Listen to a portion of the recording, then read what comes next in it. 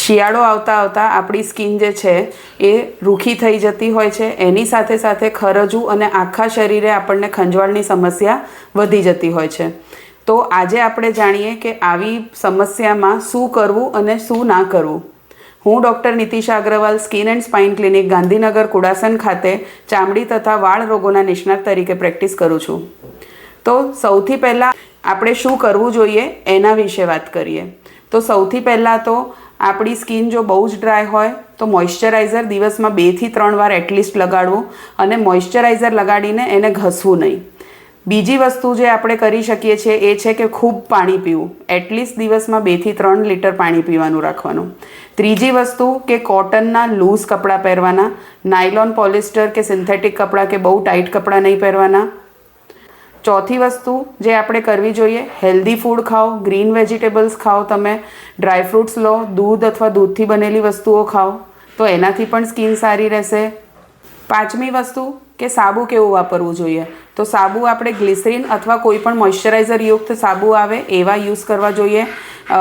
બીજા કોઈ કેમિકલવાળા કે હાર્શ સાબુ જે છે એ બને ત્યાં સુધી અવોઇડ કરવું જોઈએ.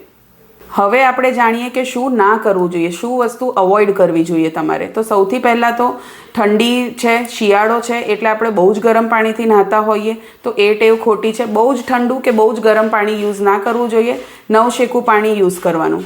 બીજી વસ્તુ, બાથરૂમમાં નહાતી વખતે બહુ સમય આપણે બાથરૂમમાં પસાર ના કરવો, કારણ કે જેટલું ટાઈમ તમે પાણીમાં રહેશો કે શાવરમાં રહેશો એટલી જ તમારી સ્કિન વધારે ડ્રાય થશે. એટલે જેટલું બને નહાવાનો ટાઈમ જે છે એ મિનિમલ કરી દેવાનું.